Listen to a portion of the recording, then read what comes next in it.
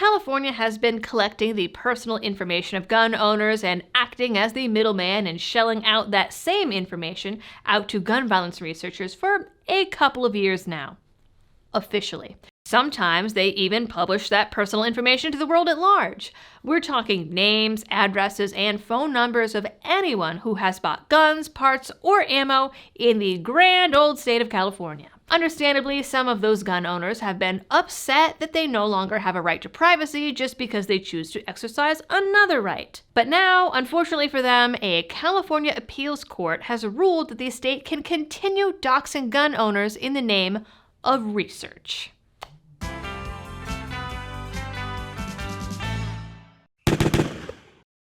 Hello everyone, and welcome back to the channel. Today's video is brought to you with the help of Blackout Coffee Company.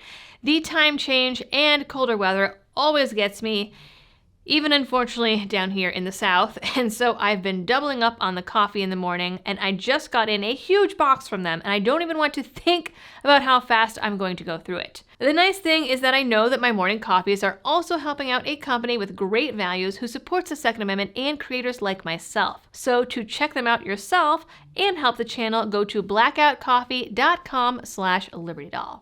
The ability for the state to ship off any and all information collected during the background check process was enshrined in Assembly Bill 173, which Newsom signed in 2021, though a spokesman for the University of California recently said in a statement that they've had access to and have been using that data for over 30 years. So there's a mild discrepancy there. California is, to my knowledge, the only state that does this, or I should say, the only state that does it out loud. A lawsuit was filed, and a San Diego County Superior Court judge blocked implementation of the law last October. But right before Thanksgiving, the appeals court reversed her decision, ruling that the public health benefits of essentially doxing gun owners outweighs any privacy concerns the plaintiffs or the state's 4 million gun owners in general might have. Even though all of the gun control solutions these people have been suggesting has done approximately nothing. This much. This decision apparently ignores, or simply doesn't care about, the fact that the state handles this information so well that they've already accidentally published it online. According to the AP, California's Department of Justice mistakenly posted the names, addresses, and birthdays of nearly 200,000 gun owners on the internet because officials didn't follow policies or understand how to operate their website. Just last year. Because they didn't know how to use their own website. Yeah, for state employees, that tracks. I covered this back when it happened, and even though the information was posted for only about 12 hours over the course of 2 days, it was downloaded nearly 3,000 times by 507 unique IP addresses, and at the time, they were crazy anti-gun folks and Antifa folks all over the internet threatening to use it to commit violence. Oh yeah, let's just download that information and go sucker punch a Nazi. Because all gun owners are Nazis. So you can see how that information could be considered sensitive.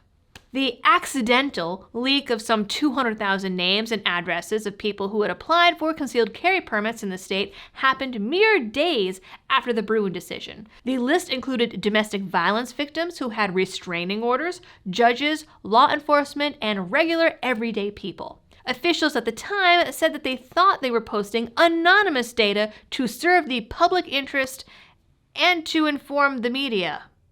Well, they informed the media, all right. The state only learned about the leak after someone sent screenshots to Attorney General Bonta on Twitter, and even then, the state did an initial investigation and, quote, mistakenly said that it was a hoax. Meanwhile, the website crashed because so many people were downloading the files, which is the only reason the information was only available for a 12-hour window. Because the site went down. And even after the website went up, they still somehow missed this huge treasure trove of sensitive information. So clearly, the state takes really good care of this information, and we should trust them completely. The law allows California's DOJ to share the names, addresses, phone numbers, and any criminal records, among other things, with research groups. And how vaguely it's written, this is pretty much any research group. Those, quote, other things include a database of gun violence restraining orders, driver's license numbers, and a database of all parts and ammo purchases. Parts which, coincidentally, California might someday decide are illegal, and they've got this handy-dandy list right there to cross-reference. It's pretty similar to that registry thing that the federal government says is illegal, but only if it's the federal government that's keeping it. Apparently. Otherwise, it's perfectly okay, and the court says it's also okay to just give that information to anyone with an agenda. So, ladies and gentlemen, if you are a gun owner in California and were wondering how the state truly feels about you, now you have your answer. That's it for this one, guys. I'm sure that this decision is going to be appealed and will go up to some higher court. I'd like to think that there would be some higher court somewhere who would say that counting gun owners as second-class citizens is not right, unconstitutional, immoral, unethical, illegal, all or any of the above. But I guess we'll just have to wait and see. In the meantime, if you live in California and you're a gun owner, now might be a great time to consider your options. All right, folks, that's it for this video. You guys know the drill for all of the algorithm things. Also, it is December, so that means that the Gundies voting is now open. I have been nominated for Female Creator of the Year and Top Voices of the 2A. Thank you to everyone who voted for me, nominated me, rather. Voting is happening now, and you can vote every single day through the entire month, I think it is. The link for that will be down in the description. And as always, thanks for tuning in, guys, and happy shooting.